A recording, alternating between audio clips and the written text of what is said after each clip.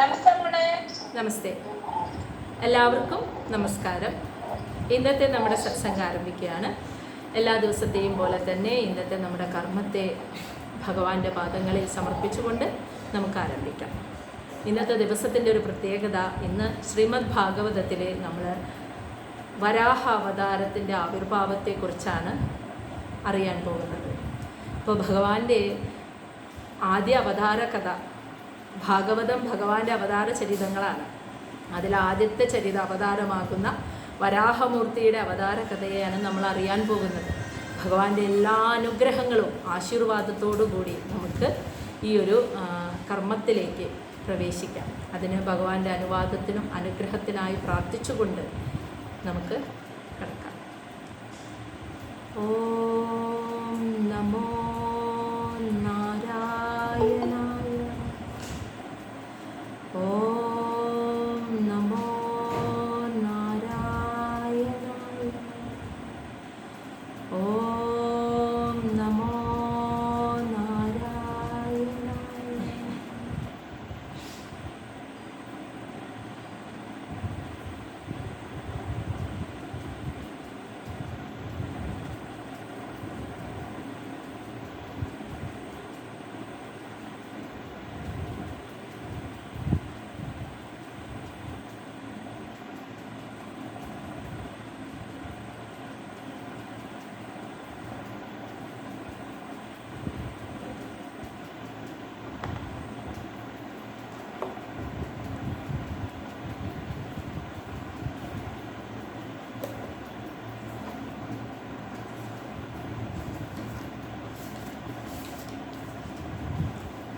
ശ്രീമദ് ഭാഗവതം തൃതീയ സ്കന്ധം അധ്യായം 13.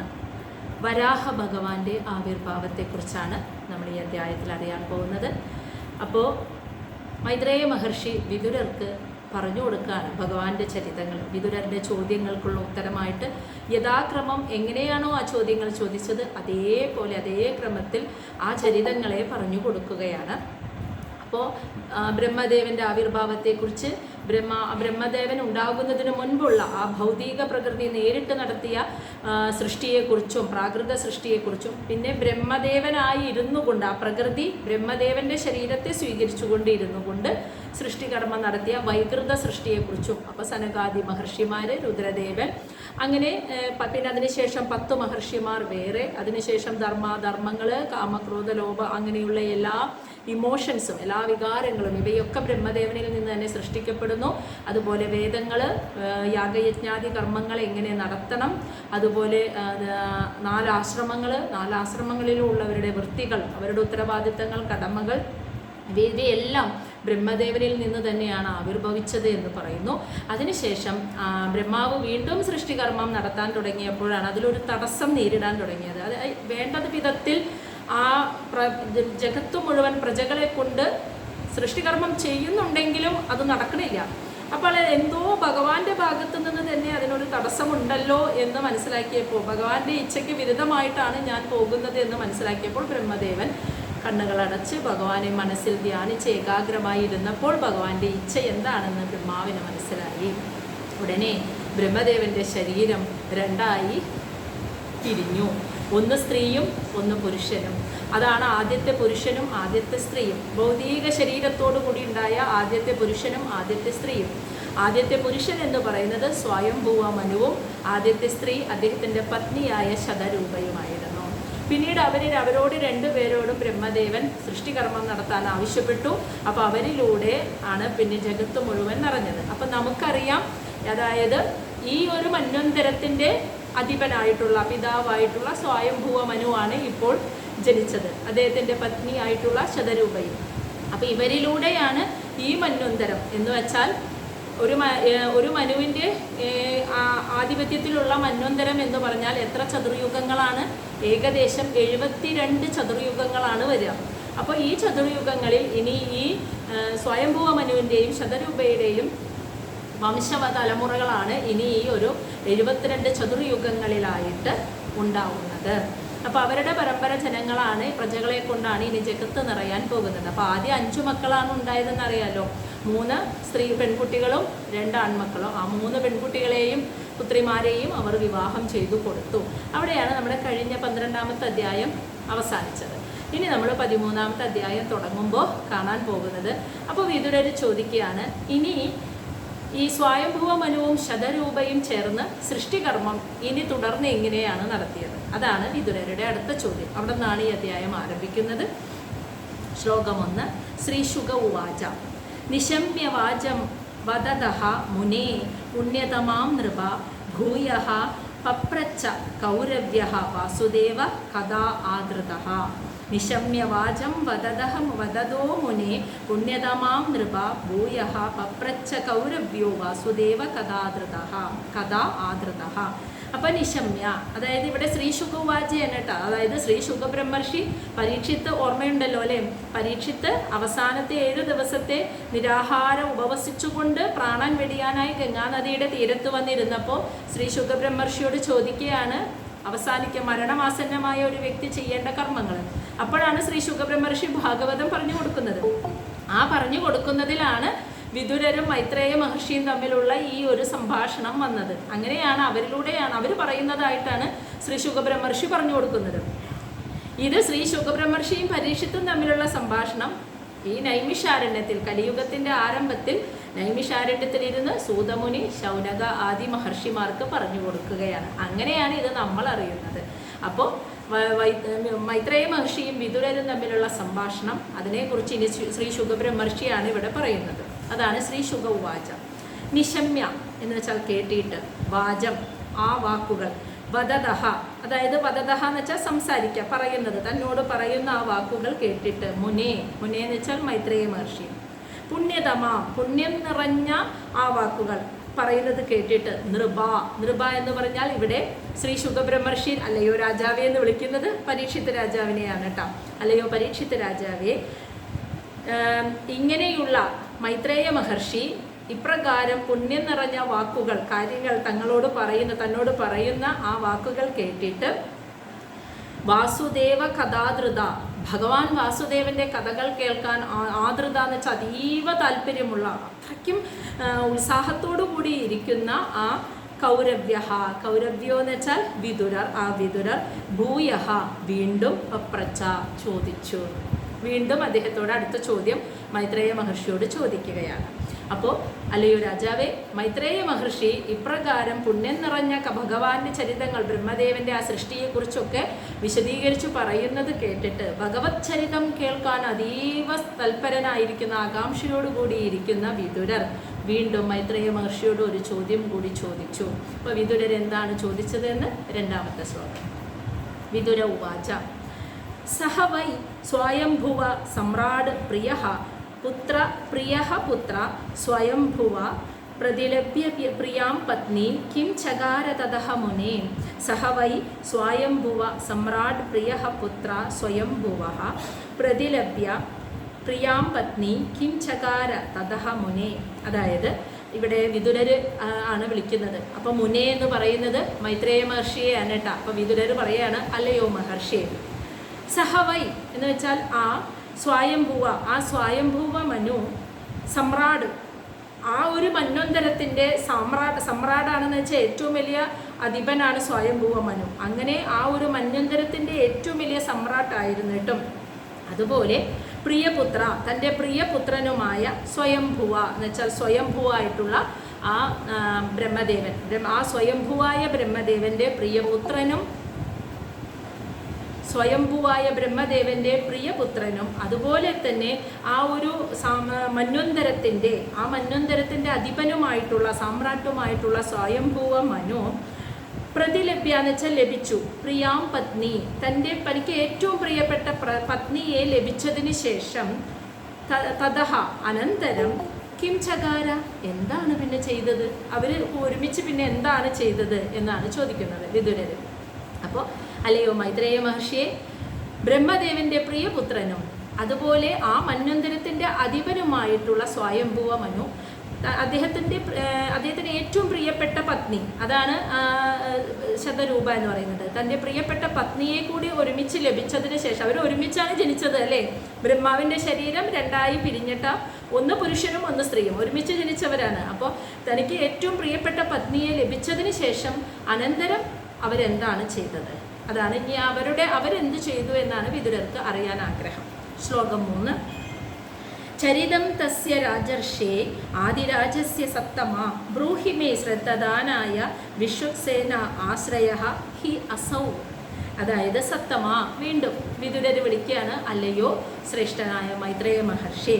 എന്നിട്ട് പറയാണ്, ആദിരാജസ്യ എന്ന് വെച്ചാൽ ആദ്യത്തെ രാജാവ് എന്ന് വെച്ചാൽ ഈ മന്വന്തരത്തിൻ്റെ ഏറ്റവും ആദ്യത്തെ രാജാവ്. ഈ മന്വന്തരത്തിൽ മനു ഉണ്ടായിട്ടുള്ളൂ. അപ്പം ഈ മന്വന്തരത്തിൻ്റെ ഏറ്റവും ആദ്യത്തെ രാജാവും രാജർഷിയുമായിട്ടുള്ള തസ്യ ആ സ്വയംഭുവ മനുവിൻ്റെ ചരിതം എന്ന് വെച്ചാൽ അദ്ദേഹത്തിൻ്റെ ചരിതം, അദ്ദേഹം എന്തൊക്കെ കർമ്മങ്ങൾ ചെയ്തു ആ ചരിതം എനിക്ക് ശ്രദ്ധദാനായ വളരെ താല്പര്യത്തോടു കൂടി ഇരിക്കുന്ന എനിക്ക് ബ്രൂഹി പറഞ്ഞു തന്നാലും. അതിന് കാരണം എന്താണെന്ന് വെച്ചാൽ അസൗ, അദ്ദേഹം ആ സ്വയംഭുവ മനു എന്ന രാജാവ് വിശ്വക്സേന ആശ്രയ, വിശ്വക്സേന സാക്ഷാൽ മഹാവിഷ്ണുവിനെ പരിപൂർണമായും ആശ്രയിച്ച് കഴിയുന്ന പരമഭക്തനാണ്. അതുകൊണ്ട് അദ്ദേഹത്തിൻ്റെ ചരിതം, സ്വയംഭുവ മനുവിൻ്റെ ചരിതം കേൾക്കാൻ ഞാൻ അതീവ തൽപരനാണ്. അത് എനിക്ക് പറഞ്ഞു തന്നാലോ, അതാണ് വിദുരര് ആവശ്യപ്പെടുന്നത്. എന്നിട്ട് ശ്ലോകം 4 ശ്രുതസ്യ പുംസാം സുചിരശ്രമസ്യ നനു അഞ്ജസ സൂരിഭി ഈഡിത അർത്ഥഃ യത് തത് ഗുണാനുശ്രവണം മുകുന്ദപാദാരവിന്ദം ഹൃദയേഷു യേഷാം. ശ്രുതസ്യ പുംസാം സുചിരശ്രമസ്യ നനു അഞ്ജസാ സൂരിഭി ഈഡിത അർത്ഥ യത് തത് ഗുണാനുശ്രവണം മുകുന്ദപാദാരവിന്ദം ഹൃദയേഷു യേഷാം. അതായത് ഇവിടെ പറയുന്നത്, വിദുരര് പറയുകയാണ്, അതായത് ഭഗവാന്റെ പാദാരവിന്ദങ്ങളെ ഹൃദയത്തിലേറ്റി നടക്കുന്ന പരമഭക്തന്മാരുടെ ചരിതം കേൾക്കാനും ഒരു യോഗം വേണമെന്നാണ്. അതാണ്, അതായത് അത്രയും പുണ്യം ചെയ്തവർക്ക് മാത്രമേ അതിനുള്ള ഭാഗ്യം ഉണ്ടാവുള്ളൂ. അതാണ് ഇവിടെ പറയുന്നത്. ഗുണാനുശ്രവണം മുകുന്ദ പാദാരവിന്ദം, മുകുന്ദൻ്റെ ആ ഭഗവാൻ ശ്രീഹരിയുടെ പാദാരവിന്ദത്തെ ഹൃദയത്തിൽ ഏറ്റിയിരിക്കുന്നത് യേശാം, ആരാണോ അവരുടെ ഗുണാനുശ്രവണം, അവരുടെ ഗുണകഥകളെ ഇങ്ങനെ ശ്രവിക്കുക. യത് എന്ന് വെച്ചാൽ അത് ഏതാണോ തത്, ആ ഗുണകഥകൾ അത് ശ്രവിക്കാൻ. ശ്രുതസ്യ എന്ന് വെച്ചാൽ അതിങ്ങനെ നിത്യവും കേൾക്കാനായിട്ട് പുംസാം എന്ന് വെച്ചാൽ മനുഷ്യന് സാധിക്കണമെങ്കിൽ സുചിരശ്രമസ്യ ദീർഘകാലത്തെ പരിശ്രമം എന്ന് വെച്ചാൽ ദീർഘകാലത്തെ സത്പ്രവർത്തികളുടെയും സത്സഞ്ചാരത്തിൻ്റെയും ഒക്കെ ഫലമായിട്ട് ആ പുണ്യം കൊണ്ടാണ് ഭഗവാന്റെ പാദാരവിന്ദങ്ങളെ ഹൃദയത്തിലേറ്റിയിരിക്കുന്നവരുടെ ഗുണകഥകൾ കേൾക്കാനുള്ള ഭാഗ്യമെങ്കിലും ലഭിക്കുള്ളൂ. അതാണ് ദീർഘകാലത്തെ പരിശ്രമം കൊണ്ട് മാത്രമാണ്. നനു എന്ന് വെച്ചാൽ തീർച്ചയായും, അഞ്ജസ അതും അങ്ങനെ മാത്രമേ സാധിക്കൂ എന്ന് വ്യക്തമായി. അഞ്ജസ എന്ന് വെച്ചാൽ വളരെ വ്യക്തമായി. സൂരിബി എന്ന് വെച്ചാൽ പണ്ഡിതന്മാര് ഈഡിത അർത്ഥ പറഞ്ഞു വെച്ചിട്ടുണ്ടെന്ന്. ഈഡിത എന്ന് വെച്ചാൽ ഈഡിതഹ എന്ന് വെച്ചാൽ അവർ പറഞ്ഞിട്ടുണ്ട്, അവർ വ്യക്തമായി പറഞ്ഞിട്ടുണ്ടെന്ന് നമ്മുടെ പണ്ഡിതന്മാര്. ഭഗവാന്റെ പാദാരവിന്ദങ്ങൾ ഹൃദയത്തിലേറ്റി കഴിയുന്ന പരമഭക്തന്മാരുടെ ഗുണകഥകൾ നമുക്കറിയാം. ഭാഗവതം എന്ന് വെച്ചാൽ ഭഗവാന്റെ മാത്രം ചരിതമല്ല, ഭക്തരുടെ കൂടി ചരിതമാണ്. അങ്ങനെ ഒരു ഭക്തനാണ് സ്വയംഭുവ മനു. അദ്ദേഹത്തിൻ്റെ കഥകളെ കുറിച്ച് കേൾക്കാൻ തന്നെ ഭാഗ്യം ഉണ്ടാവണമെങ്കിൽ, ഒരു മനുഷ്യന് അത് സാധിക്കണമെങ്കിൽ തീർച്ചയായിട്ടും ഒരുപാട് വർഷത്തെ സത്പ്രവർത്തികളുടെ പുണ്യം ഉണ്ടെങ്കിൽ മാത്രമേ അവനത് സാധിക്കൂ എന്ന് പണ്ഡിതന്മാർ എഴുതി വെച്ചിട്ടുണ്ട്. അതുകൊണ്ട് ഞാൻ അതിയായി ആഗ്രഹിക്കുന്നു എൻ്റെ ഉള്ളിൽ സ്വയംഭുവ മനുവിൻ്റെ ചരിതത്തെക്കുറിച്ച് ഇനി അറിയാൻ, അവരെങ്ങനെയാണ് ആ കർമ്മം ചെയ്തത് എന്നറിയാൻ ഒരുപാട് ആഗ്രഹിക്കുന്നു എന്ന് വിദുരർ പറയുകയാണ്. ശ്ലോകം 5 അത് അത്രയും പറഞ്ഞു. അപ്പോൾ ശ്രീ ശുഗബ്രഹ്മർഷി പരീക്ഷത്തിന് പറഞ്ഞു കൊടുത്തു. വിദുരർ വീണ്ടും ചോദിച്ചു, ഇനി സ്വയംഭുവ മനു എങ്ങനെയാണ് ആ കർമ്മം ചെയ്തത് എന്ന്. അതിനുശേഷം ശ്രീ ശുഗ മഹർഷി വീണ്ടും പറയുന്നു. ശ്രീ ശുഗ ഉവാച. ശ്ലോകം 5 ഇതി ബ്രുവാണം വിദുരം വിനീതം സഹസ്രശീർഷ്ണ ചരണോപദാനം പ്രഹൃഷ്ടരോമാ ഭഗവത്കഥായാം പ്രണീയമാനഃ മുനിഃ അഭിചഷ്ടഃ. അതായത് ശ്രീ ശുഗബ്രഹ്മർഷി പരീക്ഷത്തിനോട് പറഞ്ഞു കൊടുക്കുകയാണ്, ഇപ്രകാരം ബ്രുവാണം എന്ന് വെച്ചാൽ പറയുന്നത് കേൾക്കാം. വിദുരര് വിനീതം വളരെ വിനീതനായിട്ടും ശീർഷ്ണ ചരണോപദാനം സഹസ്രശീർഷ്ണം സാക്ഷാൽ ഭഗവാൻ മഹാവിഷ്ണുവിൻ്റെ ചരണോപദാനം ആ തൃപ്പാദങ്ങളിൽ പൂർണ്ണമായും ആശ്രയിച്ചു കഴിയുന്നവനും വിനീതം വളരെ വിനീതനുമായിട്ടുള്ള വിതുരർ ഇപ്രകാരം മൈത്രേയ മഹർഷിയോട് പറയുന്നത് ഇതിനെ വെച്ചാൽ ഇപ്രകാരം ബ്രുവാണം പറയുന്നത് കേട്ടിട്ട് എന്താ ഉണ്ടായത്? മുനിഹി ആ മൈത്രേയ മഹർഷിക്ക് പ്രഹൃഷ്ടരോമ സന്തോഷം കൊണ്ട് മേലാകെ രോമാഞ്ചം വന്നു എന്ന്. എന്നിട്ട് ഭഗവത് കഥായാം പ്രണീയമാന ഭഗവാന്റെ കഥകൾ പറയാൻ പ്രണീയമാനം എന്ന് വെച്ചാൽ പ്രേരിപ്പിക്കപ്പെടുക. വിതുരരാൽ പ്രേരിപ്പിക്കപ്പെട്ടപ്പോൾ ആ മൈത്രേയ മഹർഷിക്ക് വളരെ സന്തോഷം തോന്നി വിതുരർ ഇങ്ങനെയൊക്കെ പറയുന്നത് കേട്ടപ്പോൾ. അങ്ങനെ ആ സന്തോഷത്താൽ രോമാഞ്ചം വന്ന മൈത്രേയ മഹർഷി അപ്യചഷ്ട മറുപടി പറയാൻ തുടങ്ങി. അതായത് ഇനി ആരുടെ സ്വയംഭുവ മനുവും ശതരൂപയും ചേർന്ന് എങ്ങനെയാണ് സൃഷ്ടികർമ്മം നടത്തിയെന്നുള്ള ആ കഥ പറയാനായിട്ട് തുടങ്ങി. അപ്പോൾ ശ്രീ ശുഖബ്രഹ്മർഷി പറഞ്ഞു കൊടുക്കാണ്, വിതുരർ ഇത്രയധികം താല്പര്യത്തോടു കൂടി ഭഗവാന്റെ പാതാരവിന്ദങ്ങൾ അഭയം പ്രാപിച്ചു വിനീതനായി കഴിയുന്ന വിതുരർ ഇത്രയും ആ താല്പര്യത്തോടു കൂടി ചോദിക്കുന്നത് കേട്ടപ്പോൾ തന്നെ മൈത്രേയ മഹർഷിക്ക് അതീവ സന്തുഷ്ടനായി. മൈത്രേയ മഹർഷി ഭഗവാന്റെ കഥകൾ പറയാൻ പ്രേരിതനാവുകയാണ്, വിതുരരാൽ പ്രേരിതനാവുകയാണ്. അങ്ങനെ വളരെയധികം സന്തോഷത്തോടു കൂടി അദ്ദേഹം അതിന് മറുപടി പറയാൻ തുടങ്ങി എന്നാണ് പറയുന്നത്. ഇനി ശ്ലോകം 6 മൈത്രേയ ഉവാച. മൈത്രേയ മഹർഷി പറയാണ്, യഥാ സ്വഭാര്യയാ സാഗം ജാത സ്വയംഭുവഃ മനു പ്രാഞ്ജലി പ്രണതഃ ച ഇദം വേദഗർഭം അഭാഷത. യഥാ സ്വഭാര്യയാ സാഗം ജാത സ്വയംഭുവ മനു പ്രാഞ്ജലി പ്രണതഃ ച ഇദം വേദഗർഭം അഭാഷത.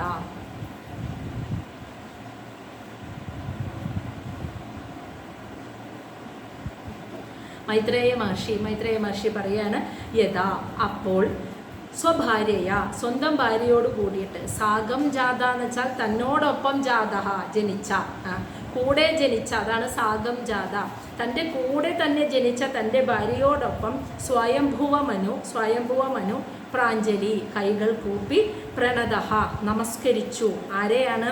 വേദഗർഭം വേദത്തെ ഗർഭം ധരിച്ച ശ്രീ സാക്ഷാൽ ശ്രീ ബ്രഹ്മദേവനെ ഇതം എന്ന് വെച്ചാൽ ഇപ്രകാരം നമസ്കരിച്ച് അഭാഷത അവർ പറയാൻ തുടങ്ങിയെന്ന് അവർ ബ്രഹ്മദേവനോട് ചോദിച്ചു. അപ്പോൾ മൈത്രേയ മഹർഷി പറയാണ്, സ്വയംഭുവ മനു തന്നോടൊപ്പം തന്നെ ജനിച്ച തൻ്റെ പ്രിയപത്നിയായ ശതരൂപയോടൊപ്പം ചേർന്ന് ബ്രഹ്മദേവനെ രണ്ട് കൈകൾ കൂപ്പി ബ്രഹ്മദേവനെ നമസ്കരിച്ച് വണങ്ങി. എന്നിട്ട് അദ്ദേഹത്തോട് ഇപ്രകാരം ചോദിച്ചു. ശ്ലോകം 7 ആ ചോദിച്ചത് എന്താണെന്ന്. ത്വം ഏക സർവഭൂതാനാം ജന്മകൃത് വൃത്തിദഃ പിതാ അദ അഭി നഃ പ്രജാനാം തേ ശുശ്രൂഷ കേന വാ ഭവേത്. ത്വം ഏക സർവഭൂതാനാം കേൾക്കുന്നില്ലേ? കേൾക്കുന്നുണ്ടല്ലോ? ഓക്കെ. ത്വം ഏക സർവഭൂതാനാം ജന്മകൃത് വൃത്തിദഃ പിതാ അദാ അഭി ന പ്രജാനാം തേ ശുശ്രൂഷ കേന വാ ഭവത്. അതായത് ആ സ്വയംഭുവ മനു പറയാണ്, ത്വം ഏക അങ്ങ് ഒരാളാണ്. ബ്രഹ്മദേവനോട് പറയാണ്, അങ്ങ് ഒരാളാണ് സർവഭൂതാനാം സർവചരാചരങ്ങളുടെയും ജന്മകൃത്ത് സൃഷ്ടികർത്താവ്. അതോടൊപ്പം വൃത്തിദഃ പിതാ ആ ജനിച്ച സർവചരാചരങ്ങളുടെയും ജീവിതവൃത്തി ഉണ്ടല്ലോ അവരുടെ നിലനിൽപ്പിൻ്റെ പിതാവും അങ്ങ് ഒരാളാണ്. ഈ പ്രപഞ്ചത്തിലെ സർവചരാചരങ്ങളുടെയും സൃഷ്ടികർത്താവും ഉണ്ടായ ചരാചരങ്ങളുടെ നിലനിൽപ്പിൻ്റെ അവരുടെ വൃത്തി എന്ന് വെച്ചാൽ അവരുടെ നിലനിൽപ്പ് അവർക്ക് ജീവിക്കാൻ വേണ്ടതെല്ലാം സൃഷ്ടിക്കപ്പെടണ്ടേ. അതായത് മനുഷ്യനെയും മൃഗങ്ങളെയും ജലജീവികളെയും ഒക്കെ സൃഷ്ടിച്ചതുകൊണ്ട് മാത്രമായുണ്ടോ? ഇവർക്ക് നിലനിൽക്കണമെങ്കിൽ എന്ത് വേണം? ഭക്ഷണം കഴിക്കാനുള്ള ജലം വേണം, വെള്ളം ദാഹം തീർക്കാനുള്ള ജലം വേണം, അതുപോലെ ഭക്ഷണ പദാർത്ഥങ്ങൾ വേണം, അതുപോലെ സൂര്യപ്രകാശം വേണം, ഇതൊക്കെ ഉണ്ടാവണം. അപ്പോൾ നിലനിൽപ്പിൻ്റെ പിതാവും കൂടിയാണ്, വെറുതെ ജനിപ്പിച്ചു വിടുക മാത്രമല്ല. അപ്പോൾ സർവ്വചരാചരങ്ങളെ ജനിപ്പിച്ചതും അവരുടെ സൃഷ്ടികർത്താവും നിലനിൽപ്പിൻ്റെ പിതാവുമായിട്ടുള്ളത് അങ്ങ് ഒരാളാണ്. അതാ അഭി എന്നിട്ടും നഹ ഞങ്ങൾ പ്രജാന അങ്ങയുടെ മക്കളാണ് ഞങ്ങൾ, അങ്ങ് സൃഷ്ടിച്ച അങ്ങയുടെ പ്രജകളാകുന്ന മക്കളായ ഞങ്ങൾ തേ ശുശ്രൂഷ അങ്ങയെ ശുശ്രൂഷിക്കേണ്ടത് കേനവാ ഭവേത് എങ്ങനെയാണ് ഞങ്ങളെ പിതാവിനെ സേവിക്കേണ്ടതെന്ന്. അതാണ് അവർ ചോദിക്കുന്നത് സ്വയംഭുവ മനു. അങ്ങാണ് ഈ ലോകത്തിൻ്റെ സൃഷ്ടികർത്താവും സൃഷ്ടിക്കപ്പെട്ട സർവ്വചരാചരങ്ങളുടെ നിലനിൽപ്പിൻ്റെ പിതാവും അങ്ങാണ്. അങ്ങയുടെ പുത്രന്മാരാണ്, അങ്ങയുടെ സന്തതികളാണ്, പ്രജകളാണ് ഞങ്ങൾ. അപ്പോൾ ഞങ്ങളുടെ അച്ഛനമ്മമാരായിട്ടുള്ള സ്വയംഭുവ ബ്രഹ്മദേവനെ, ഞങ്ങളുടെ പിതാവായിട്ടുള്ള ബ്രഹ്മദേവനെ എപ്രകാരമാണ് ഞങ്ങൾ സേവിക്കേണ്ടത്? അതായത് ഞങ്ങൾ എന്ത് കർമ്മമാണ് ചെയ്യേണ്ടത്? അങ്ങ് ആഗ്രഹിക്കുന്നുണ്ട് ഞങ്ങളൊരു കർമ്മം ചെയ്യണമെന്ന്. അത് ചെയ്താലാണല്ലോ പിതാവിനെ സേവിക്കുക, പിതാവിൻ്റെ ആഗ്രഹത്തിനനുസരിച്ച് ജീവിക്കുമ്പോൾ. അപ്പോൾ അങ്ങ് ആഗ്രഹിക്കുന്നത് ഞങ്ങൾ എന്ത് കർമ്മം ചെയ്യാനാ? അങ്ങനെ അത് ആ കർമ്മങ്ങൾ ചെയ്ത് അങ്ങയെ ഞങ്ങൾ സേവിക്കാൻ ആഗ്രഹിക്കുന്നു, ശുശ്രൂഷിക്കാൻ ആഗ്രഹിക്കുന്നു. അതെങ്ങനെ ഞങ്ങൾ ചെയ്യണം? അതായത് ഞങ്ങളുടെ കർമ്മം എന്താണെന്നാണ് അവർ ചോദിക്കുന്നത്. ശ്ലോകം 8. തത് വിദേഹി നമസ്തുഭ്യം കർമ്മസു ഈഡ്യ ആത്മശക്തിഷു യത് കൃത്വം ഇഹ യശോ വിശ്വത് അമൂത്ര ച ഭവേത് ഗതി. തദ്വിദേഹി നമസ്തുഭ്യം കർമ്മസു ഈഡ്യ ആത്മശക്തിഷു യത് കൃത്വം ഇഹ യശോ വിശ്വത് അമൂത്ര ച ഭവേത് ഗതി. അതായത് ഇവിടെ പറയാണ് ഈഡ്യ എന്ന് വെച്ചാൽ അല്ലയോ ആരാധ്യനായ ബ്രഹ്മദേവ, അതായത് സ്വയംഭുവ മനു ആണ് വിശേഷിപ്പിക്കുന്നത്.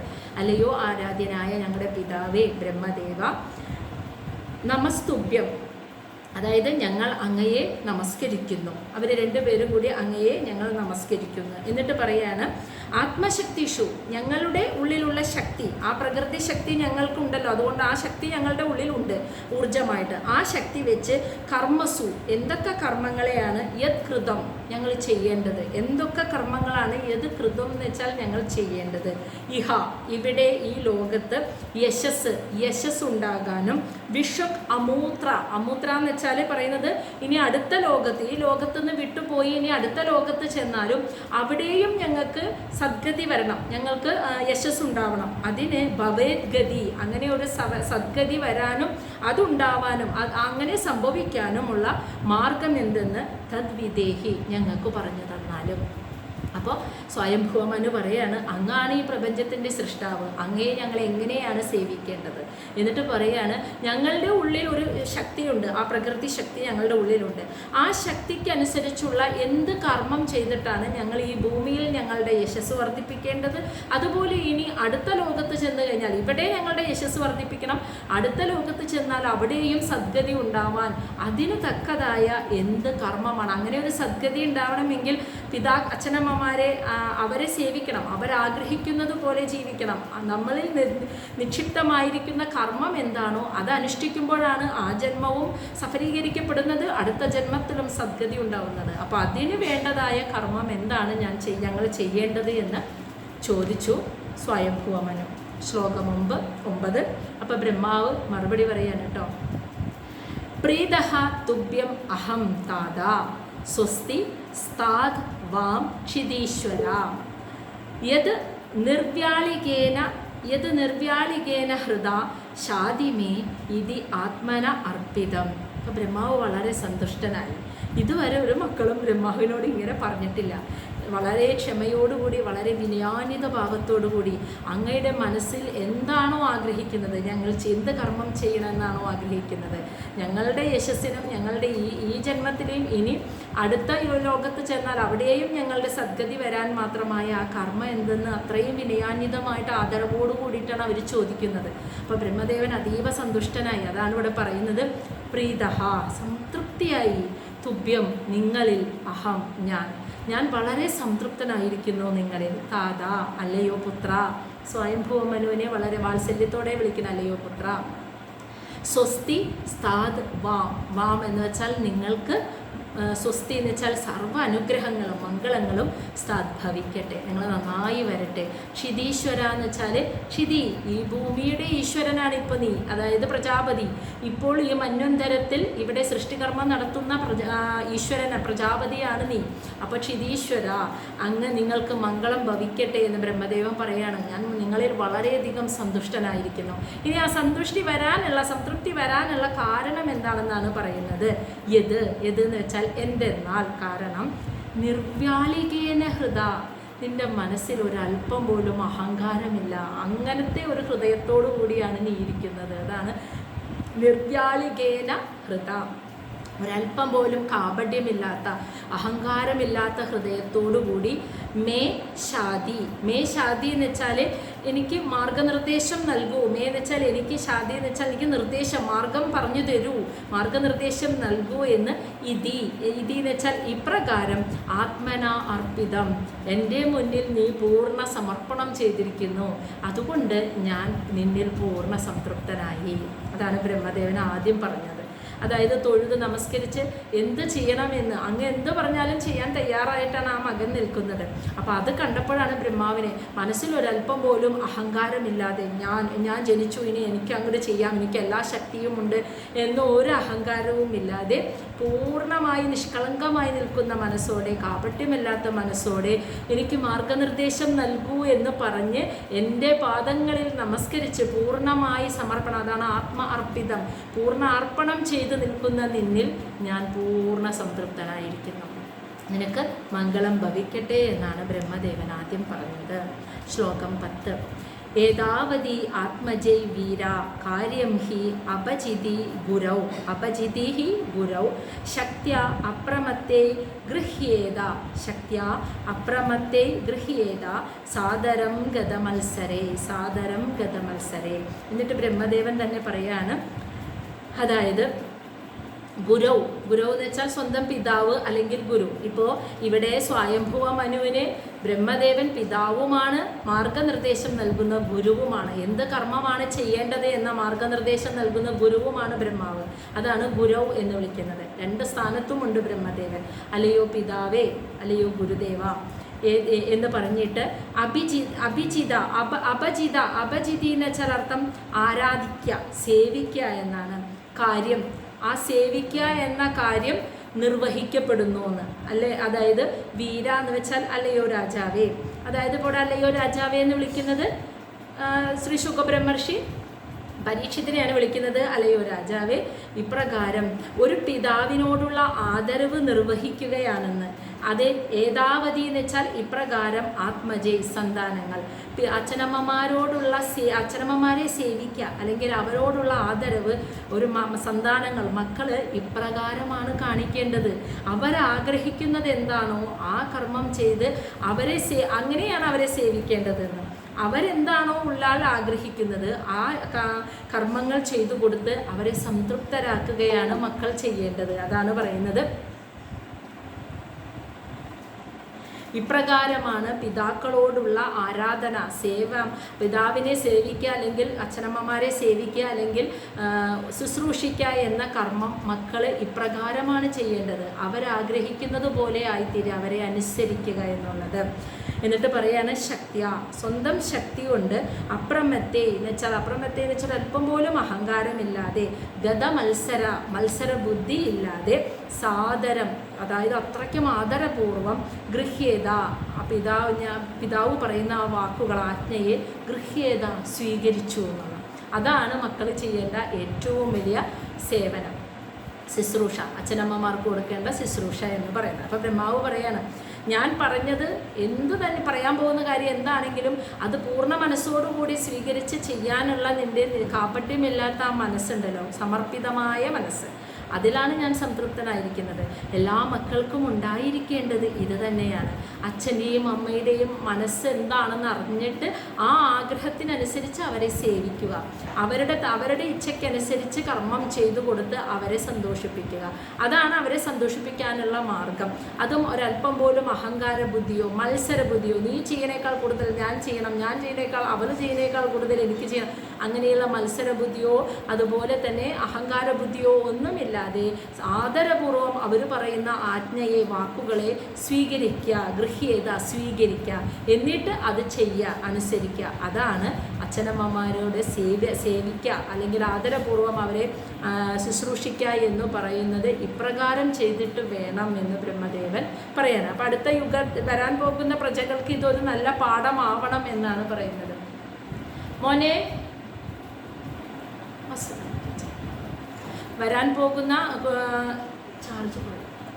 വരാൻ പോകുന്ന കാലഘട്ടത്തിലെ ആളുകൾക്ക് ഇതൊരു നല്ല ഒരു മാർഗമാവണം. ഇപ്പോൾ നീ എന്നോട് ഈ കാണിക്കുന്ന രീതിയിൽ വേണം മാതാപിതാക്കളോട് മക്കൾ കാണിക്കേണ്ട സേവനം, അവരെ ശുശ്രൂഷിക്കേണ്ടത് ഇപ്രകാരമായിരിക്കണം എന്നുകൂടി ബ്രഹ്മദേവൻ അവിടെ ഓർമ്മപ്പെടുത്തുന്നു. ശ്ലോകം 11. സഹത്വം അസ്യം അപത്യാനി സദൃശ്യാനി ആത്മനഃ ഗുണൈ ഉത്പാദ്യ ശാസ്ത്രധർമ്മേണ ഘാം യജ്ഞൈ പുരുഷം യജഃ. എന്നിട്ട് പറയാണ് ശ്ലോകം 11 സഹ അത്രയ്ക്കും അനുസരണയുള്ള ത്വം നീ, അങ്ങനെ ഒരു മകനാണ്. അച്ഛനമ്മ എന്നെ അത്രമാത്രം സേവിക്കാൻ തയ്യാറായി നിൽക്കുന്ന ഒരു പൂർണ്ണ അർത്ഥത്തിലുള്ള ഒരു മകൻ, ഒരു ശിഷ്യൻ, അതാണ് നീ. ഇപ്പോൾ ഒരു ശിഷ്യനാണെങ്കിലും ഗുരുവിനോട് സംശയബുദ്ധി ഇല്ലാതെ എന്താണോ എൻ്റെ ഗുരു എന്നോട് പറയുന്ന കർമ്മം ചെയ്യരുതെന്ന് പറഞ്ഞാൽ ചെയ്യാതിരിക്കാനും ചെയ്യൂ എന്ന് പറഞ്ഞാൽ അത് ചെയ്യാനും അതിനുള്ള മനസ്സുണ്ടാവുക, അതാണ് ആ പൂർണ്ണ അർപ്പണം വരുമ്പോഴാണ് ഒരു ഗുരുസ്ഥാനമാവുള്ളൂ. അപ്പോൾ അങ്ങനെ ഒരു ഗുരുസ്ഥാനത്ത് കണ്ട് ആ ഗുരു എന്താണോ ശിഷ്യനോട് പറയുന്നത് അത് പരിപൂർണമായി സംശയബുദ്ധി ഇല്ലാതെ അനുസരിക്കാൻ കഴിയുന്നിടത്താണ് പൂർണ്ണ അർപ്പണമായിട്ടുള്ള മനസ്സ് വരുന്നത്. അങ്ങനെ ഒരു ശിഷ്യൻ്റെ സ്ഥാനത്താണെങ്കിലും ഒരു പുത്രൻ്റെ സ്ഥാനത്തായാലും അനുസരണയുള്ള മകനായി നിൽക്കുന്ന സഹത്വം, അങ്ങനെയുള്ള നീ അസ്യാം എന്ന് വെച്ചാൽ നിൻ്റെ ഭാര്യയോടുകൂടി അപത്യാനി എന്ന് വെച്ചാൽ സന്താനങ്ങളെ, സദൃശ്യാനി എന്ന് വെച്ചാൽ നിനക്ക് തുല്യമായിട്ടുള്ള ഗുണൈഹി എന്ന് വെച്ചാൽ നിനക്ക് തുല്യമായ ഗുണങ്ങളോട്, അപ്പം ഇതേപോലെ തന്നെ ഇതേ ഗുണങ്ങളോട് കൂടിയ നിനക്ക് തുല്യമായിട്ടുള്ള മക്കളെ, സന്താനങ്ങളെ ഉത്പാദിപ്പിക്കൂ, പ്രജകളെ സൃഷ്ടിക്കൂ, അതാണ് നിൻ്റെ കർമ്മം. അപ്പോൾ അത്രയ്ക്കും അനുസരണയുള്ള നല്ലൊരു ശിഷ്യനാണെങ്കിലും പുത്രനാണെങ്കിലും ആ വാക്കിന് ഏറ്റവും അർഹനായിട്ടുള്ള നീ നിൻ്റെ ഭാര്യയിൽ, നിൻ്റെ പത്നിയിൽ നിനക്ക് തുല്യം ഗുണങ്ങളോട് കൂടിയിട്ടുള്ള അതേ സദൃശനായിട്ടുള്ള സന്താനങ്ങളെ, പ്രജകളെ ഉൽപ്പാദിപ്പിക്കൂ. എന്നിട്ട് ഘാം ഈ ഭൂമിയിൽ ധർമ്മേണ ശാസ ധാർമ്മികമായി ഭരിക്കൂ, ഈ ഭൂമിയിൽ ധർമ്മത്തെ നിലനിർത്തൂ ആ പ്രജകളെ. അപ്പം നിനക്ക് തുല്യമായ പ്രജകളെയാണ് സൃഷ്ടിക്കാൻ പോകുന്നത്. അപ്പോൾ അവരത്രയും നല്ല ധാർമ്മികമായി ജീവിക്കാൻ മനസ്സുള്ളവരായിരിക്കും, അത്രയും സാത്വികമായ ചിന്താഗതിയുള്ളവരായിരിക്കും. അപ്പം അങ്ങനെയുള്ള മക്കളെ സൃഷ്ടിച്ചിട്ട് ഈ ഭൂമിയെ ധാർമ്മികമായി സംരക്ഷിക്കൂ, ഭരിക്കൂ. അതുമാത്രമല്ല പുരുഷം ആ സാക്ഷാൽ ഭഗവാനെ യാഗങ്ങൾ, യജ്ഞങ്ങൾ, പൂജകൾ ഇവ ചെയ്ത് യജഹ ആരാധിക്കൂ, പൂജിക്കൂ. ഇതാണ് ബ്രഹ്മദേവൻ കൊടുത്ത നിർദ്ദേശം. നിനക്ക് തുല്യമായ നിൻ്റെ പത്നിയിൽ നിനക്ക് തുല്യമായ ഗുണങ്ങളോടുകൂടിയ മക്കളെ, പ്രജകളെ ഉൽപ്പാദിപ്പിക്കുക. അങ്ങനെ ഈ ഭൂമിയെ നീ സംരക്ഷിക്കുക. അങ്ങനെ ഈ ഭൂമി, ജഗത്ത് മുഴുവനും നല്ല സത്സന്താനങ്ങളെ കൊണ്ട് നിറയട്ടെ. അങ്ങനെ ധർമ്മം നിലനിൽക്കട്ടെ. ആ പുരുഷാർത്ഥങ്ങൾ, ധർമ്മമർത്ഥ കാമ മോക്ഷമാകുന്ന ധർമ്മ, ആ 4 പുരുഷാർത്ഥങ്ങളോടും കൂടി ജീവിക്കുന്ന ജനങ്ങൾ, പ്രജകൾ ഉണ്ടാവട്ടെ. അതുമാത്രമല്ല ഇതിനെല്ലാം നിങ്ങളെ അനുഗ്രഹിച്ച ആ സാക്ഷാൽ ഭഗവാനെ യാഗങ്ങളും യജ്ഞങ്ങളും നൽകി പൂജിക്കുകയും ചെയ്യൂ. അതും കാണിച്ചു കൊടുക്കൂ നീ അടുത്ത തലമുറകൾക്ക് എന്നാണ് ബ്രഹ്മദേവൻ സ്വയംഭുവ മനുവിന് നൽകിയ മാർഗനിർദ്ദേശം. ശ്ലോകം 12. പരം ശുശ്രൂഷണം മഹ്യം സ്യാത് പ്രജാരക്ഷയാ നൃപ ഭഗവാൻ തേ പ്രജാഭർത്തു ഹൃഷികേശ അനുദുഷ്യതി.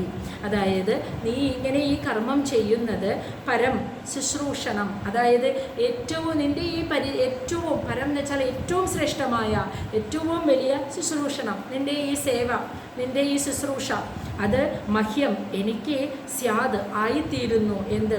പ്രജാരക്ഷയാ പ്രജകളെ രക്ഷിക്കുന്നത് നൃപ, അല്ലയോ രാജാവേ. അതായത് ഇവിടെ വിളിക്കുന്നത് ബ്രഹ്മദേവനാണ് വിളിക്കുന്നത് സ്വയംഭുവ മനുവിനെ. ഒരു അല്ലയോ രാജാവേ, നീ പ്രജകളെ ഇങ്ങനെ സൃഷ്ടിച്ച് ഈ ജഗത്തിനെ സംരക്ഷിക്കുമ്പോൾ, ഈ ഭൂമിയെ സംരക്ഷിക്കുമ്പോൾ, പ്രജകളെയൊക്കെ സംരക്ഷിക്കുമ്പോൾ, അതാണ് നീ എനിക്ക് നൽകുന്ന ഏറ്റവും പരം ശുശ്രൂഷ, ഏറ്റവും നല്ല ശുശ്രൂഷ. നീ മകനായിട്ടും ഒരു ശിഷ്യൻ്റെ സ്ഥാനത്ത് നിന്ന് നീ എനിക്ക് നൽകേണ്ട ഏറ്റവും നല്ല സേവനം, ശുശ്രൂഷ എന്ന് പറയുന്നത് നീ ഒരു നല്ല രാജാവായി നിന്നിട്ട്, അധിപനായി നിന്നിട്ട് സത്സന്താനങ്ങളെ സൃഷ്ടിച്ച് ഈ പ്രപഞ്ചത്തെ, ജഗത്തിനെ, ഇവിടെയുള്ള പ്രജകളെയും സംരക്ഷിക്കുക എന്ന കർമ്മം ചെയ്യുക.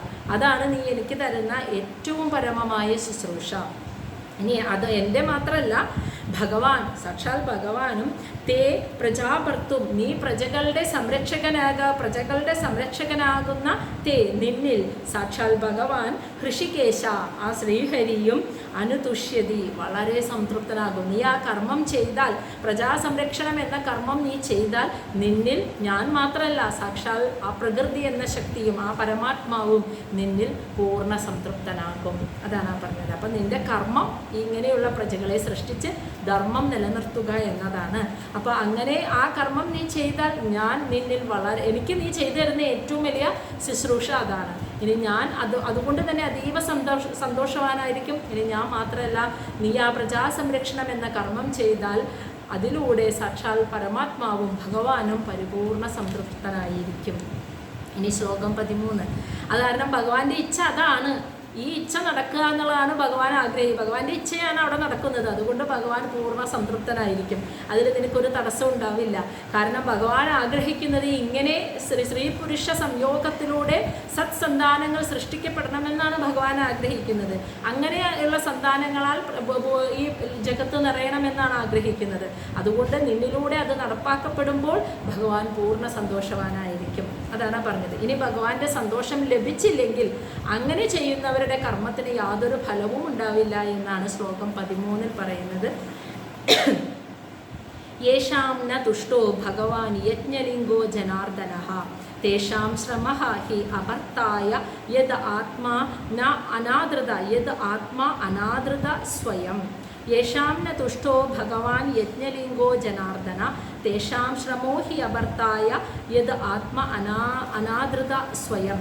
അതായത് യേഷാം, ആരിലാണോ ന തുഷ്ടോ ഭഗവാൻ, ആ ഭഗവാൻ ജനാർദ്ദനൻ ശ്രീകൃഷ്ണൻ, യജ്ഞലിംഗോ എന്ന് വെച്ചാൽ എല്ലാ യജ്ഞങ്ങളുടെയും ദാതാവായിട്ടുള്ള നിയന്താവായിട്ടുള്ള ആ ഭഗവാൻ ശ്രീകൃഷ്ണൻ യേഷാം, ആരിലാണോ ന തുഷ്ടോ, തുഷ്ട എന്ന് വെച്ചാൽ സംതൃപ്തിപ്പെടാതിരിക്കുന്നത്, സന്തോഷിക്കാത്തത്, തേഷാം അവരുടെ ശ്രമഹ എല്ലാ കർമ്മങ്ങളും അപർത്തായ അർത്ഥമില്ലാത്തതായി പോകുന്നു, നിഷ്ഫലമായി പോകും അവരുടെ സകല കർമ്മങ്ങളെന്ന്.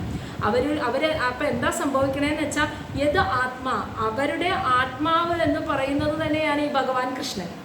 ഭഗവാൻ എന്ന് പറയുന്നത് സാക്ഷാൽ പരമാത്മാവ് എന്ന് പറയുന്നത് ഈ ജീവാത്മാവായിരിക്കുന്ന സ്വരൂപം തന്നെയാണ്. അപ്പോൾ യത് ആത്മാ, ആരാണ് അവരുടെ ആത്മാവായിരിക്കുന്നത്, അതിനെ അവർ സ്വയം അനാദൃത, ആദരിക്കാതെ പോവുകയാണെന്ന്.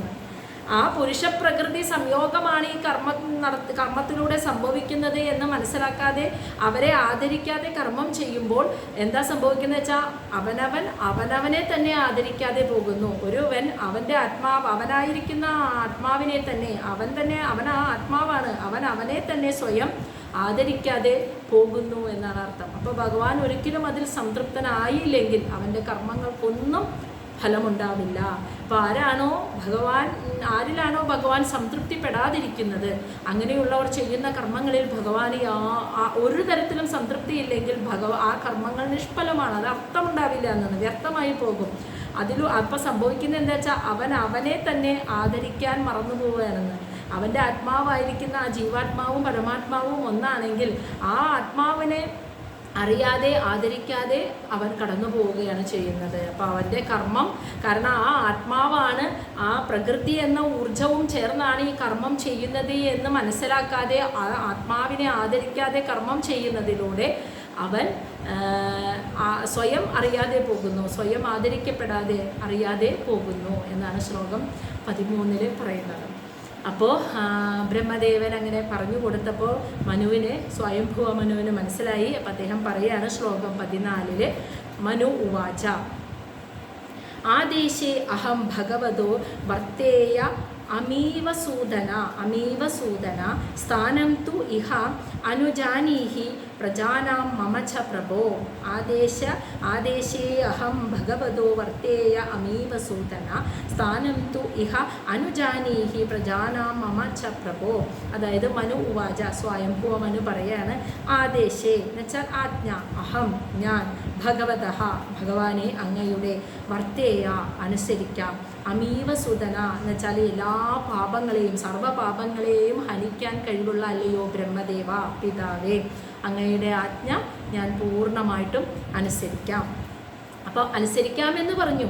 ഇനി ഈ അനുസരിക്കണമെങ്കിൽ എന്ത് വേണം? പറഞ്ഞത് എന്താ? സൃഷ്ടികർമ്മം നടത്താനാ പത്നിയോട് കൂടിയിട്ട്. ആ കർമ്മം ചെയ്യണമെങ്കിൽ സ്ഥാനം എനിക്കിരിക്കാനുള്ള സ്ഥാനം വേണം.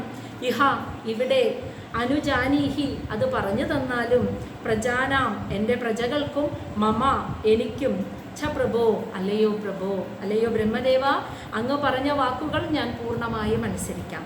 അല്ലയോ ദേവ, ഇനി എനിക്കും എൻ്റെ പത്നിക്കും ഇനി ഞങ്ങളിൽ കൂടെ സൃഷ്ടിക്കപ്പെടുന്ന പ്രജകൾക്കും ഇരിക്കാൻ ഒരു സ്ഥാനം ഇവിടെ വേണം. അത് എവിടെയാണെന്ന് പറഞ്ഞു തരൂ. അപ്പം സംഭവം എന്തായിരിക്കുമെന്ന് ഊഹിക്കാമോ? അതായത് സ്വയംഭൂവമനു ശതരൂപയിൽ നിൽക്കുകയാണ്. ഇങ്ങനെ അവർ സൃഷ്ടിക്കപ്പെട്ടിട്ട് ബ്രഹ്മദേവൻ അപ്പം പറഞ്ഞു കൊടുക്കുകയാണ് സൃഷ്ടികർമ്മം നടത്താൻ. അപ്പോൾ അവർ എന്ന് പറഞ്ഞാൽ 2 ശരീരങ്ങളായി വിഭജിക്കപ്പെട്ട സ്ത്രീയും പുരുഷനും ആണെന്ന്. അതായത് ഭൗതിക ശരീരത്തോടു കൂടിയ ദേഹം, മാംസത്തോടൊക്കെ കൂടിയ ദേഹത്തോടു കൂടിയാണ് അവർ നിൽക്കുന്നതെങ്കിൽ അങ്ങനെയുള്ളവർ വസിക്കുക എവിടെയാ? അവരുടെ വാസസ്ഥാനം എവിടെയാ? ശരീരത്തോട് ഭൂമി അല്ലേ? ശരീരത്തോടു കൂടി വസിക്കുന്ന സ്ഥലം ഭൂമിയാണ്. അതാണല്ലോ അവരുടെ സ്ഥാനം. അവിടെ ഇരുന്നിട്ടാണ് പ്രജകളെ സൃഷ്ടിക്കാൻ കർമ്മം ചെയ്യേണ്ടത്. സംഭവം എന്താണെന്ന് വെച്ചാൽ അവർ നോക്കുമ്പോൾ ഭൂമിയെ കാണാനില്ല. അതാണ് അവർ ചോദിക്കുന്നത്. ഞങ്ങൾ ഈ ശരീരത്തോടു കൂടി ഇരുന്നു അങ്ങ് പറയുന്ന പോലെ കർമ്മം ചെയ്യാൻ അനുസരിക്കാൻ ഞങ്ങൾ തയ്യാറാണ്. പക്ഷേ ഞങ്ങൾ ഈ ശരീരത്തോടു കൂടി ഇരിക്കാൻ, നമുക്കറിയാലോ ബ്രഹ്മദേവൻ ആദ്യം സൃഷ്ടിച്ചത് ജീവസത്തകളുടെ ആവാസ സ്ഥലമാണെന്ന്, എന്ന് വെച്ചാൽ ഭൂമിയാണ് അല്ലേ? അപ്പോൾ ഈ സ്വയംഭൂവമനുവും ശതരൂപയും ഉണ്ടായിട്ടുള്ള ആ ഭൗതിക ശരീരത്തോടു കൂടി നിൽക്കുന്ന അവർക്ക് ഇരിക്കാനുള്ള വാസസ്ഥലം, അവർക്ക് കർമ്മം ചെയ്യാനുള്ള വാസസ്ഥലം എന്ന് പറഞ്ഞാൽ ഭൂമിയാണ്. അത് നോക്കിയിട്ട് കാണാനില്ല. അതാണ് അവർ ചോദിക്കുന്നത്. എനിക്കും ഞങ്ങൾക്കും ഞങ്ങളിൽ നിന്ന് സൃഷ്ടിക്കപ്പെടുന്ന പ്രജകൾക്കും ഇരിക്കാനുള്ള ആ സ്ഥാനം എവിടെയെന്ന് അനുജാനീഹി അങ്ങ് ഞങ്ങൾക്ക് പറഞ്ഞു തന്നാലും എന്ന് ചോദിക്കുക. കാരണം ഭൂമിയെ കാണാനില്ല കേട്ടോ. അപ്പോൾ അതുവരെ ബ്രഹ്മദേവൻ അത് ശ്രദ്ധിച്ചിരുന്നില്ല. കാരണം ബ്രഹ്മാവ് ഇങ്ങനെ സൃഷ്ടികർമ്മം നടത്തുകയാണ്, നമുക്കറിയാലോ, ഓർമ്മയുണ്ടല്ലോ അല്ലേ? ആ സനകാദികൾ ഇതിങ്ങനെ മക്കൾ ഓരോരുത്തരെ പലതായി അദ്ദേഹത്തിൻ്റെ ശരീരത്തിൽ നിന്നും മനസ്സിൽ നിന്നും പിരിഞ്ഞ് ഇങ്ങനെ നടത്തിക്കൊണ്ടിരിക്കുക. ആ സമയത്ത് മറ്റുള്ള ആ ശൂന്യതയിൽ ബാക്കിയുള്ളതിനൊക്കെ എന്താ സംഭവിക്കണേന്നുള്ളത് അദ്ദേഹം ശ്രദ്ധിച്ചില്ല, അത് നോക്കിയില്ല, അത് മറന്നുപോയി. ഈ കർമ്മത്തിൽ ഇങ്ങനെ വ്യാപൃതനായിരിക്കല്ലേ. ഇവരിത് പറഞ്ഞപ്പോഴാണ് ബ്രഹ്മാവ് നോക്കുന്നത്. അപ്പോഴാണ് നോക്കുന്നത്. അപ്പോൾ ഭൂമിയെ കാണാനില്ല. അതാണ് ശ്ലോകം 15 പറയുന്നത്. യത് ഓക സർവസത്വാനാം മഹി മഗ്ന മഹാംബസി അസ്യാ ഉദ്ധരണേ യത്നഃ ദേവ ദേവ്യാ വിധീയതാം. അതായത് എന്തുകൊണ്ടെന്നാൽ, അതായത് അവർ ഞങ്ങൾക്കുള്ള സ്ഥാനം തരൂ എന്ന് ചോദിച്ചല്ലോ സ്വയംഭുവമനും ശതരൂപയും. എന്തുകൊണ്ടെന്നാൽ ഓക എന്ന് വെച്ചാൽ വാസസ്ഥാനം, സർവസത്വാനാം സർവചരാചരങ്ങളുടെയും ജീവസത്തകളുടെയും അധിവാസ കേന്ദ്രം, വാസസ്ഥാനമായിട്ടുള്ള മഹി ഭൂമി, മഹാംബസി മഹാപ്രളയജലത്തിൽ മഗ്ന മുങ്ങിപ്പോയിരിക്കുന്നു. അപ്പോഴാണ് ബ്രഹ്മദേവൻ അത് മനസ്സിലാക്കുന്നത്. ഇവിടെ കാണുന്നില്ല ഭൂമിയെ. അസ്യ ഈ ഭൂമിയെ ദേവിയാന്ന് വെച്ചാൽ ഈ ഭൂമിയെ ദേവിയായിട്ടാണല്ലോ സങ്കല്പിക്കുന്നത്. ഈ ഭൂമി ദേവിയെ ഉയർത്തിക്കൊണ്ടുവരണം. അതിന് യത്ന എന്ന് വെച്ചാൽ അങ്ങ് പ്രയത്നിക്കണം ദേവ, അല്ലയോ ദേവ, വിധീയതാം അങ്ങ് അത് ചെയ്താലും. അപ്പോൾ സ്വയംഭൂവമനു അതാണ് പറയുന്നത്. അങ്ങ് കാണുന്നില്ലേ ഈ സർവചരാചരങ്ങളുടെയും ആവാസ കേന്ദ്രമായിട്ടുള്ള ഭൂമി മഹാജലത്തിൽ മുങ്ങിപ്പോയിരിക്കുന്നു. അല്ലയോ ദേവ, അങ്ങ് എത്രയും വേഗം ആ ഭൂമി ദേവിയെ ഈ മഹാജലത്തിൽ നിന്നും ഉയർത്തിക്കൊണ്ടുവരിക എന്ന കർമ്മം വിധീയതാം ചെയ്താലും എന്ന് മനസ്സിലായോ? അപ്പോഴാണ് ബ്രഹ്മദേവൻ ഈ സൃഷ്ടികർമ്മത്തിൽ വ്യാപൃതനായിരുന്നപ്പോൾ ഭൂമി പ്രളയജലത്തിൽ മുങ്ങിപ്പോയത് അദ്ദേഹം കണ്ടില്ലായിരുന്നു. പക്ഷേ സൃഷ്ടി നടത്തുന്നതിന് മുൻപ് തന്നെ ആ കൊടുങ്കാറ്റും പ്രളയം തിരമാലകളൊക്കെ ആഞ്ഞടിച്ചപ്പോൾ ഇങ്ങനെ നിൽക്കുന്ന പ്രക്ഷുബ്ധമായൊരു അന്തരീക്ഷത്തിൽ സൃഷ്ടി നടത്താൻ പറ്റില്ല എന്നറിയുന്ന ബ്രഹ്മദേവൻ ആ കൊടുങ്കാറ്റിനെയും ആ മഹാപ്രളയ ജലത്തെയും പാനം ചെയ്ത് അവിടെ ശാന്തമാക്കിയതിന് ശേഷമാണ് സൃഷ്ടി തുടങ്ങിയത് നമ്മൾ പഠിച്ചു. അപ്പോൾ ബ്രഹ്മദേവൻ വരെ വളരെയധികം സംശയാലുവായി. അതായത് ഇത് ഞാൻ കുടിച്ചു തീർത്തതാണ്, ഈ പ്രളയജലവും ആ കാറ്റിനെയൊക്കെ ഞാൻ പാനം ചെയ്ത് ഇവിടെ ശാന്തമാക്കിയതിന് ശേഷമാണ് ഞാൻ സൃഷ്ടിയെ ആരംഭിച്ചത്. പിന്നെ എവിടെ നിന്നാണ് ഈ പ്രളയജലം വന്നത്? ഈ മഹാപ്രളയം ഉണ്ടായി, ഈ ജലം എവിടെ നിന്ന് വന്നു? അത് അദ്ദേഹത്തിന് മനസ്സിലാവണില്ല. ആ ജലത്തിലാണ് ഭൂമി മുങ്ങിപ്പോയത്. അപ്പോൾ അതെങ്ങനെ സംഭവിച്ചു? അപ്പം ബ്രഹ്മാവിനാകെ സംശയമായി. ഇതൊന്നും സംഭവിച്ചതൊന്നും അദ്ദേഹം കണ്ടതുമില്ല. അപ്പം സ്വയംഭൂവമനു അത് ആവശ്യപ്പെടുകയാണ്, അങ്ങ് എത്രയും പെട്ടെന്ന് ഭൂമിയെ ഉദ്ധരിക്കണമെന്ന്. ശ്ലോകം 16. പരമേഷ്ടി തു അഭാം മൈത്രേയ ഉവാച. മൈത്രേയ മഹർഷിയാണ് പറയുന്നത്. പരമേഷ്ടി തു അഭാം മധ്യേ തഥാ സന്നാം ആവേക്ഷ്യ ഘാം കഥം ഏന സമുന്യേഷ്യ ഇതി ദദൗ ദിയാ ചിരം.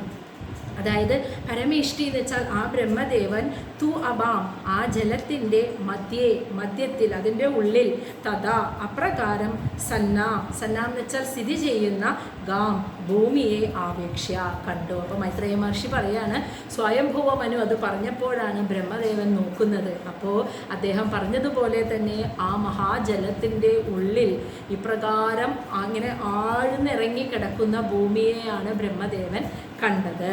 കഥം ഏന എങ്ങനെ, ഏന എന്ന് വെച്ചാൽ ഈ ഭൂമിയെ കഥം എങ്ങനെയാണ് സമുന്യേഷ്യ ഇനി ഉയർത്തേണ്ടത്, ഇപ്രകാരം ദിയ ആ ബുദ്ധി ഉപയോഗിച്ച്, ആ പ്രചോദിതമായ ബുദ്ധി ഉപയോഗിച്ച് ചിരം കുറേ സമയം ദത്തൗ ബ്രഹ്മദേവൻ ചിന്തിച്ചിരുന്നു. ഇനി ഞാൻ എങ്ങനെയാണ്, ഞാൻ സൃഷ്ടികർമ്മമാണ് നടത്തേണ്ടത്, പക്ഷേ ഈ മഹാപ്രളയജലം വീണ്ടും ഉണ്ടായിരിക്കുന്നു, ഇതിനകത്താണ് ഭൂമി ആഴ്ന്നു പോയിരിക്കുന്നത്. ഈ ഭൂമിയെ ഞാൻ ഇനി എങ്ങനെയാണ് ഈ മഹാജലത്തിൽ നിന്നും ഉയർത്തിക്കൊണ്ടുവരേണ്ടത് എന്ന് ബുദ്ധി ഉപയോഗിച്ച് കുറേ നേരം ബ്രഹ്മദേവൻ ചിന്തിച്ചു. കാരണം ഭഗവാൻ തന്നിരിക്കുന്ന ഉത്തരവാദിത്വം സൃഷ്ടികർമ്മം നടത്തുകയാണ്, അതിങ്ങനെ ചെയ്തുകൊണ്ടിരിക്കുക. പക്ഷെ ഇങ്ങനെ ഒരു കാര്യം ഇതിൻ്റെ ഇടയിൽ വരുമെന്ന് വിചാരിച്ചില്ല. അപ്പം ഇത് എങ്ങനെ ഇനി ഭൂമിയെ ഉദ്ധരിക്കും, അതെങ്ങനെ ചെയ്യണമെന്ന് അദ്ദേഹം ആലോചിച്ചു. ശ്ലോകം 17. സൃജതഃ മേ ക്ഷിതി വാർഭി പ്ലാവ്യമാനാ രസാം ഗത അതാ അത്ര കിം അനുഷ്ഠേയം അസ്മാഭി സർഗയോജിതേ യസ്യാഹം ഹൃദയാത് ആസം സ ഈശോ വിദദാതു മേ. സൃജതഃ മേ ക്ഷിതി വാർഭി പ്ലാവ്യമാനാ രസാം ഗത അത അത്ര കിം അനുഷ്ഠേയാം അസ്മാഭി സർഗയോജിതേ യസ്യാഹം ഹൃദയാത് ആസം സ ഈശോ വിദദാതു മേ. അതായത് ബ്രഹ്മദേവൻ പറയാണ്, സൃജതഃ മേ ഞാനിങ്ങനെ സൃഷ്ടികർമ്മത്തിൽ നിമഗ്നനായി ഇരിക്കുമ്പോൾ ക്ഷിതി ഈ ഭൂമി വാർഭി ജലത്തിൽ പ്ലാവ്യമാനഃ മുങ്ങിപ്പോയി രസാതലത്തിലേക്ക് ഗത ആണ്ടുപോയിരിക്കുന്നു. മനസ്സിലായോ? ഭൂതലത്തിൻ്റെ താഴെയായിട്ട് വരുന്ന രസാതലം എന്ന ലോകത്തേക്ക് ഭൂമി ആണ്ടുപോയിരിക്കുന്നു ആ പ്രളയജലത്തിൽ മുങ്ങിയിട്ട്. ആ സമയം ഞാനത് കണ്ടില്ല, ഞാനിങ്ങനെ സൃഷ്ടികർമ്മത്തിൽ നിമഗ്നനായിരിക്കുകയായിരുന്നു. അത്ര ആരുടെ അതാന്ന് വെച്ചാൽ അതായത് അത്ര എന്ന് വെച്ചാൽ അതിനാൽ അധഹ എങ്ങനെയാണ് ഇനി ഈ കാര്യത്തിൽ കിം അനുഷ്ഠേയം ഞാൻ എന്താണ് ഇനി അനുഷ്ഠിക്കേണ്ടത്, ഈ ഭൂമിയെ ഈ ജലത്തിൽ നിന്നും ഉയർത്തിക്കൊണ്ടുവരാൻ ഇനി ഈ ഒരു കാര്യത്തിൽ ഞാൻ എന്താണ് ഇനി അനുഷ്ഠിക്കേണ്ടത്. അസ്മാഭി സർഗയോജിതേ, അസ്മാഭി എന്ന് വെച്ചാൽ ഞങ്ങൾ സർഗയോജിതേ എന്ന് വെച്ചാൽ സൃഷ്ടികർമ്മം ചെയ്യേണ്ടവരാണ്, ഈ ഒരു കർമ്മം ചെയ്യേണ്ടവരല്ല. അപ്പം ഞാനിത് ഇനി എങ്ങനെയാണ് ചെയ്യേണ്ടത്, അതാണ് ബ്രഹ്മാവ് ഇങ്ങനെ ആലോചിക്കുന്നത്. അതായത് ഞാനിങ്ങനെ സൃഷ്ടികർമ്മത്തിൽ നിമഗ്നനായി ഇരിക്കുമ്പോൾ ആ സമയം ഭൂമി ആ പ്രളയജലത്തിൽ ഇങ്ങനെ മുങ്ങിപ്പോയി രസാതലത്തിലേക്ക് പോയിരിക്കുന്നു. ഇനി സൃഷ്ടികർമ്മം ചെയ്യേണ്ടവരാണ് ഞങ്ങൾ, അതായത് സ്വയംഭുവ മനു പത്നി ബ്രഹ്മദേവൻ, അതവരുടെ പിതാവായ ബ്രഹ്മദേവൻ, അവർ സൃഷ്ടികർമ്മം ചെയ്യേണ്ടവരാണ്. അങ്ങനെയുള്ള നമ്മൾ എങ്ങനെയാണ് ഈ ഭൂമിയെ ഉദ്ധരിക്കുക എന്ന കർമ്മം ചെയ്യേണ്ടത്. അപ്പോഴാണ് യസ്യ അതായത് അഹം ഞാൻ, യസ്യ എന്ന് വെച്ചാൽ ആരുടെ ഹൃദയാത് ആസം ആരുടെ ഹൃദയത്തിൽ നിന്നാണോ ഞാൻ ഉണ്ടായത്, സഹ ഈശ ആ ഈശ്വരനെ മേ വിദദാതും എനിക്ക് മാർഗനിർദ്ദേശം പറഞ്ഞു തന്നാലും. ഈ കർമ്മം ഞാൻ എങ്ങനെയാണ് ചെയ്യേണ്ടത്, ഭൂമിയെ ഉയർത്തിക്കൊണ്ടുവരിക. ഭഗവാൻ ആ പ്രകൃതി തന്നെയാണ് ബ്രഹ്മദേവനായി ആവിർഭവിച്ചത്. അപ്പോൾ ആരുടെ ഹൃദയത്തിൽ നിന്നാണ് ഞാൻ ഉണ്ടായതെന്ന് വെച്ചാൽ ആരുടെ ഇച്ഛയാണോ ആ പരമാത്മാവിലെ പുരുഷൻ്റെ ഇച്ഛയ്ക്കനുസരിച്ചാണല്ലോ പ്രകൃതി ചെയ്തുകൊണ്ടിരിക്കുന്നത്. അപ്പോൾ ആ പരമാത്മാവിൻ്റെ ഇച്ഛ അത് ആരുടെ ഇച്ഛയാണോ ആ ആരുടെ ഹൃദയത്തിൽ നിന്നാണോ ഞാൻ ഉണ്ടായിരിക്കുന്നത് ആ ഭഗവാൻ തന്നെ എനിക്ക് ഇതിനുള്ള മാർഗനിർദ്ദേശം നൽകട്ടെ, എങ്ങനെ ഭൂമിയെ ഉദ്ധരിക്കണമെന്നുള്ള മാർഗനിർദ്ദേശം നൽകട്ടെ എന്ന് പറഞ്ഞ് ബ്രഹ്മദേവൻ കണ്ണടച്ച് ഭഗവാനെ പ്രാർത്ഥിക്കുകയാണ് കേട്ടോ, ഇതിനൊരു വഴി പറഞ്ഞുതരാൻ. അപ്പോഴാണ് ശ്ലോകം 18 ഇതി അഭിധ്യായതഃ നാസാ വിവരാത് സഹസാ അനഘ വരാഹതോകഃ നിരഗാത് അങ്കുഷ്ട പരിമാണകഃ. इति अभिध्यायतः नासाविवरात् सहसा अनघ वराहतोकः निरगाद् अङ्गुष्ठपरिमाणकः. അതായത് ഇതി ഇപ്രകാരം അഭിധ്യായതഃ, അതായത് ഭഗവാനെ ഇങ്ങനെ മനസ്സിൽ ധ്യാനിച്ചു കൊണ്ടിരിക്കുമ്പോൾ അനഘ എന്ന് വെച്ചാൽ മൈത്രേയ മഹർഷി വിതുരരെ വിളിക്കുകയാണ്, അല്ലയോ വിതുരരെ, സഹസ വളരെ പെട്ടെന്ന് തന്നെ, നാസ ആ ബ്രഹ്മദേവന്റെ നാസികയിൽ നിന്നും, വിവരാത്ത് എന്ന് വെച്ചാൽ നാസാദ്വാരത്തിൽ നിന്നും, അങ്കുഷ്ട പരിമാണക അതായത് ഒരു തള്ളവിരലിൻ്റെ അത്രയ്ക്ക് വലുപ്പമുള്ള വരാഹതോക ഒരു പന്നിക്കുഞ്ഞ്, ഒരു കുട്ടിപ്പന്നി, അതാണ് പന്നിക്കുഞ്ഞ്, നിരകാത് വെളിയിലേക്ക് വന്നു എന്ന് മനസ്സിലായ. അപ്പോൾ ഈ പ്രകാരം ബ്രഹ്മദേവൻ ധ്യാനിച്ചുകൊണ്ട് ഭഗവാനെ എന്ത് ചെയ്യണമെന്ന് ആലോചിച്ച് ഇങ്ങനെ ധ്യാനിച്ചുകൊണ്ട് നിൽക്കുമ്പോൾ വളരെ പെട്ടെന്ന് തന്നെ ആ ബ്രഹ്മദേവൻ്റെ നാസാദ്വാരത്തിൽ നിന്നും ഒരു തള്ളവിരലിൻ്റെ അത്രമാത്രം വലുപ്പമുള്ള ഒരു പന്നിക്കുട്ടിയുടെ രൂപത്തിൽ വരാഹ അവതാരമായി ഭഗവാൻ പുറത്തേക്ക് വന്നു. ഓം നമോ നാരായണായ. ഓം നമോ നാരായണായ. ഓം നമോ നാരായണായ.